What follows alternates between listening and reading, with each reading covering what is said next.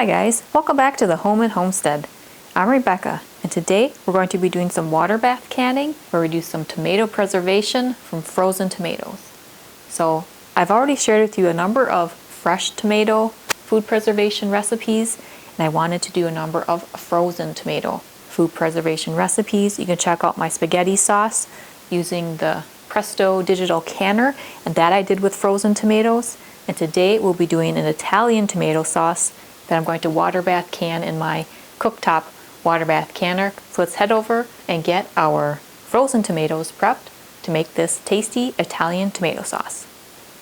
So what I really like about using frozen tomatoes is one, they're incredibly easy to peel once they're frozen and thawed, and two, you can put a bunch of tomatoes in your freezer and then take them out when you have the time to do something with them, or when you have enough to make a nice volume for making a recipe like we're doing today. So in this bowl I have two 2-gallon bags that were full of some red Deuce tomatoes and Roma tomatoes from our garden. And I really enjoy the red Deuce tomatoes. They're very sweet and they make a nice large tomato, and they actually have a lot of meat in them. So I thought I'd see how the red Deuce tomatoes do in a sauce recipe, because they were really delicious for fresh eating. So once the tomatoes have thawed,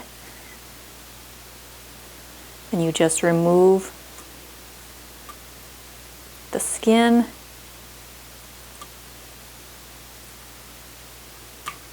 I have my tomato core.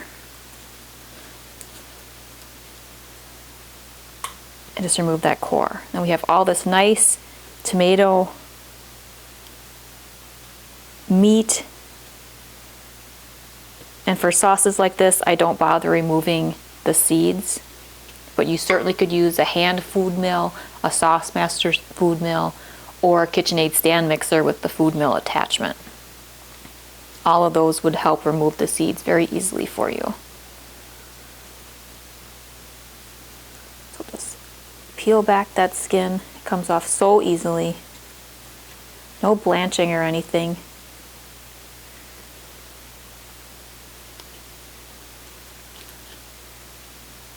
And then I just remove that central core.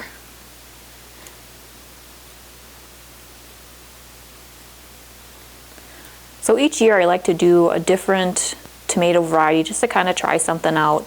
And this year I went with the red Deuce tomato, which is what the larger tomatoes in this bowl are. And they were really, really good. And I'm going to try, if I can find them again next year, either in seed form and start them myself, or even as starter plants, I'm going to get them because they were so good. They make a really sweet and hearty flesh tomato, and they hold up really well on the counter, and in the freezer they did well too. So we'll see how they do for a sauce. Usually I like to use Roma tomatoes for my sauces, but maybe if I do a combination of both, I'll have an even larger volume for making my sauces.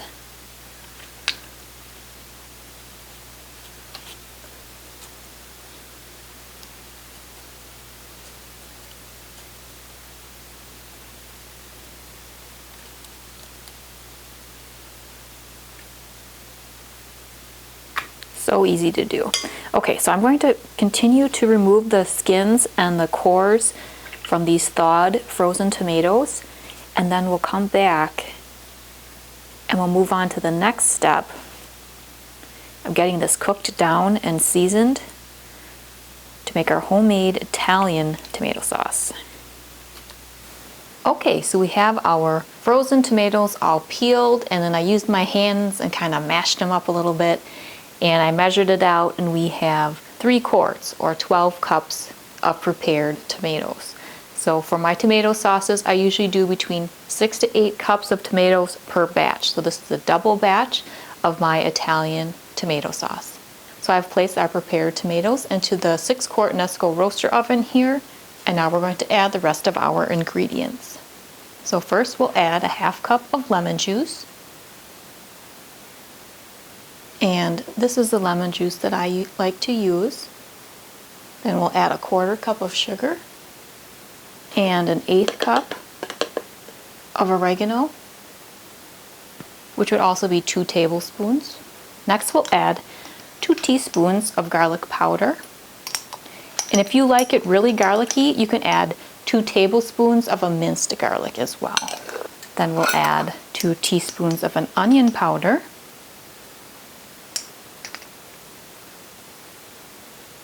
And 2 teaspoons of a canning salt.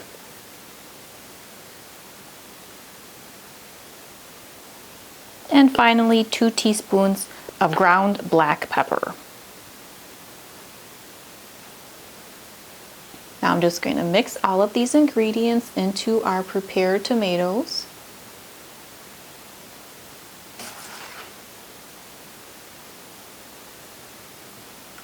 To create our Italian tomato sauce.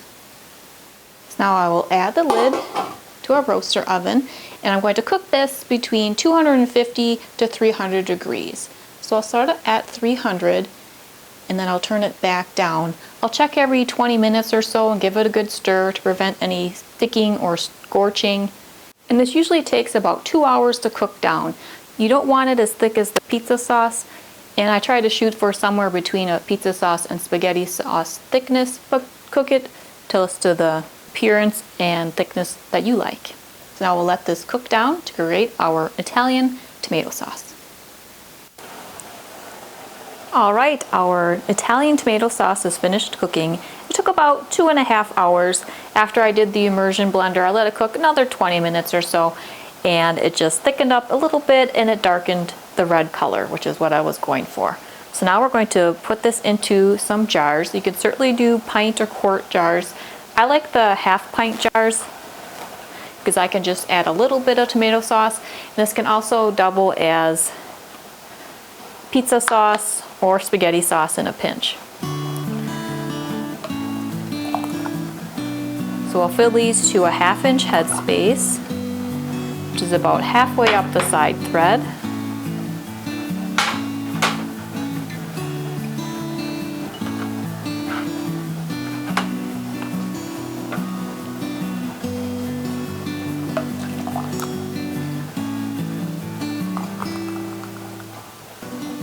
This is a really nice, versatile sauce to make. It works well in casseroles, or if you just need to add a little tomato flavor to something. With the added spices, because it's an Italian tomato sauce, it's rather tasty.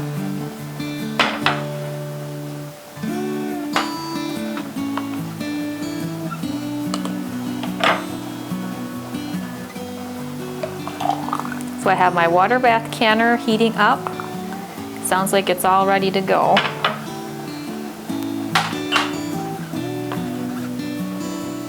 Okay, so now the other end of the headspace removal tool, there's a bubble removing tool. So I'll just slide this along the edges and through the middle of our Italian tomato sauce.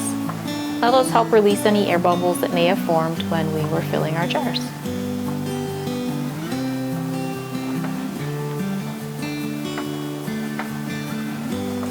Now a few of these look a little high and some are a little low. So just use a spoon and adjust as necessary.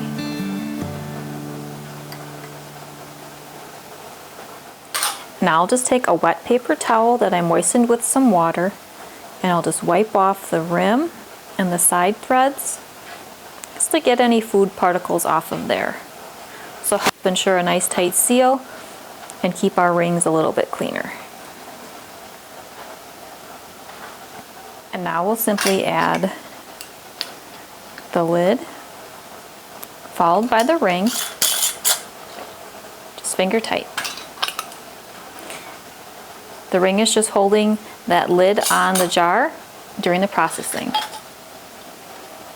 Then after these jars cool and they seal, after about 12 to 24 hours, I will double check, and then I can remove these rings and use them in other canning projects.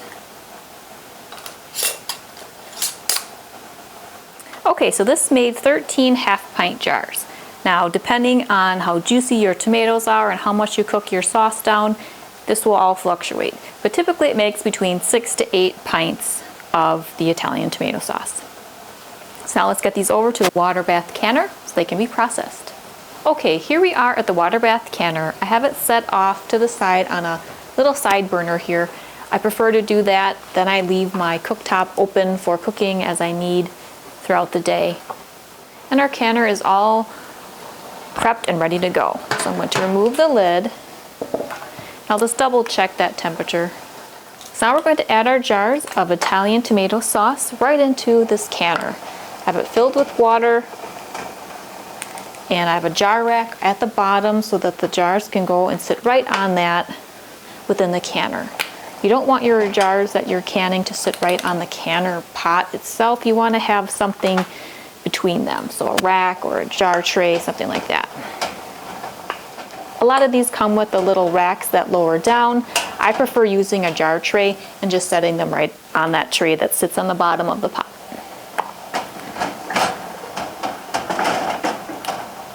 Just want to make sure that your jars are covered with at least an inch or so of water. Since I'm doing half pint jars, that's not a problem at all.